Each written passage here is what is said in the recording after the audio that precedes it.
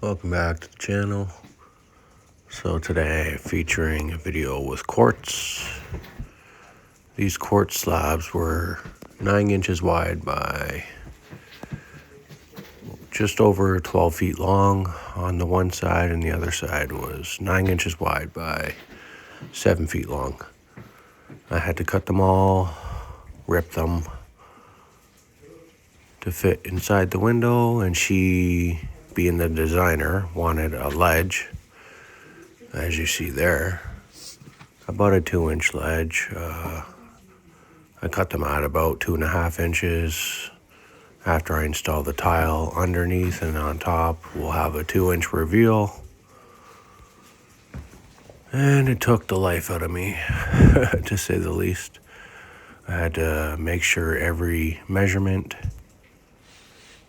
every cut was 100% accurate and precise, because you only get one shot at it. So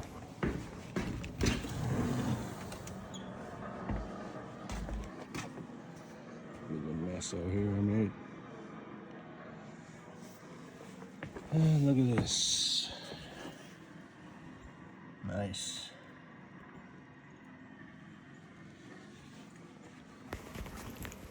I remember cutting, and I felt something fly into my leg, but I couldn't track down what it was, and I couldn't find anything. So I just moved on, and I noticed that my grinder wheel was broken the very next time I went out to do some tweaks with my cuts. So luckily I didn't get hurt. You should be wearing goggles every time you cut.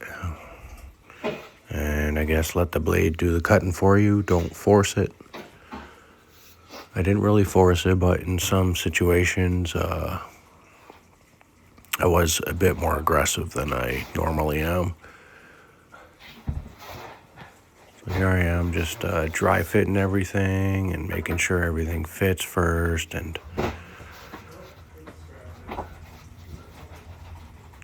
I had a bit too much slope, so I wanted to push the back down a bit.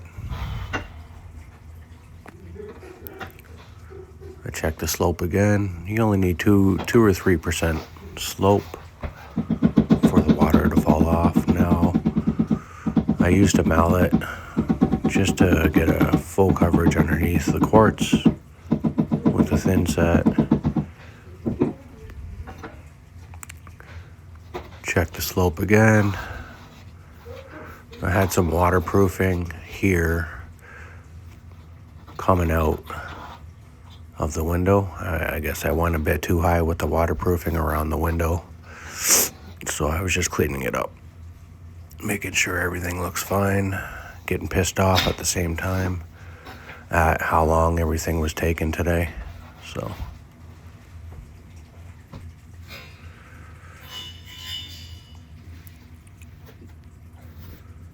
this is the second window. Again, I dry fit everything, and then I tweaked it before spreading any thin set. Sometimes you're off a 16th, sometimes you're off even just a little hair, right? So you just gotta make sure everything's nice and tight, and obviously it has to look good too.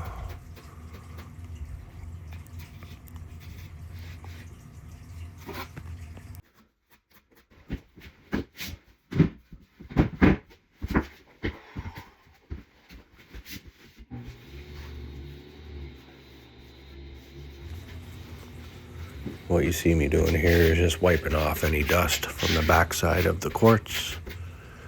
You always want to wipe off your cuts afterwards, make sure there's no dust, otherwise your thin set won't bond. It might look like it's bonding at the time, but that bond will break the very next day. So always make sure your surface and your substrate is clear of dust.